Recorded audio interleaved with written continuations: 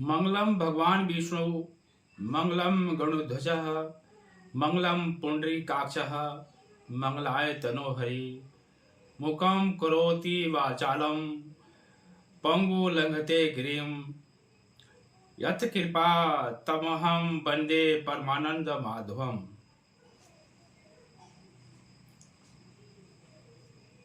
होली की हार्दिक शुभकामनाएं। इस चैनल के माध्यम से आप सभी को ज्योतिषीय जानकारी भी सरल भाषा में बताने की कोशिश किया जाता है, जिससे आप आसानी से इस हस्तरेखा और भाग दर्पण संबंधी जानकारी प्राप्त कर सके। जो हमारे ऋषियों मुनियों ने और विद्वानों में बताया है, यह एक ज्ञान है, विज्ञान है, तो इसको हम सरल भाषा में आपको समझाने की कोशिश करते हैं। कृपया आप भी समझें और शेयर करें, जिससे अपने दूसरे भाई बंधु भी इस ज्ञान को समझ सके। आज के इस वीडियो में हम सभी भाग्य वृद्धि में वास्तुशास्त्र का महत्व के बारे में समझने का प्रयास करते हैं। भाग्य वृद्धि के लिए वास्तुशास्त्र के नियमों का महत्व हमारे जीवन में बहुत अधिक है। वास्तुशास्त्र बहुत ही प्राचीन विद्या है। ऋग्वेद में इसका उल्लेख मिलता है। घर हो या ऑफिस, यदि वास्तुशास्त्र के अनुसार ठीक नहीं हो तो मनुष्य का भाग्य बाधित हो जाता है। अब हम समझते हैं कि क्या वास्तु के द्वारा भाग्य का बदलना संभव है, अर्थात भाग्य को बदला जा सकता है। देखिए, यह समझने की बात है, किसी के भाग्य का निर्माण वास्तु से नहीं अपितु कर्म से होता है।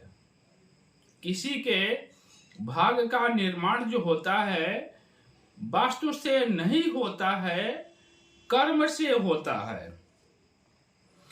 और वास्तु का जीवन में उपयोग एक कर्म है, यानी वास्तुशास्त्र का जो नियम है उसका उपयोग एक कर्म है, और इस कर्म की सफलता का आधार वास्तु शास्त्रीय ज्ञान होता है।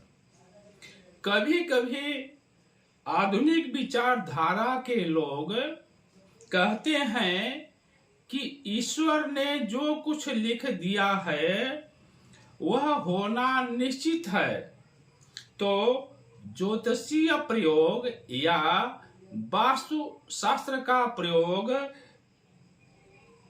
करने से क्या फायदा होगा।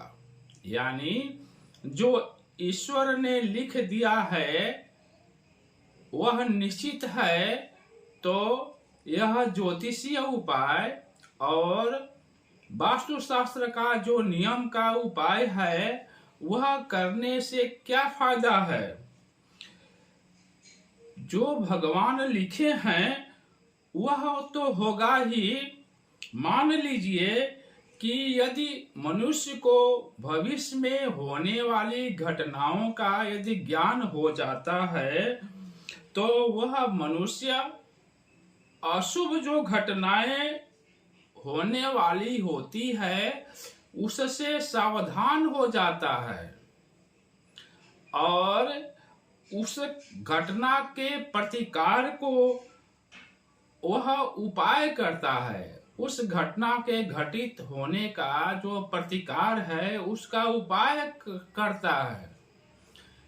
तो उस घटना के घटित होने की जो संभावना है, जो ज्यादा संभावना है, वह कम हो जाती है, अर्थात नहीं के बराबर हो जाती है और उससे उसको सहायता मिल जाती है।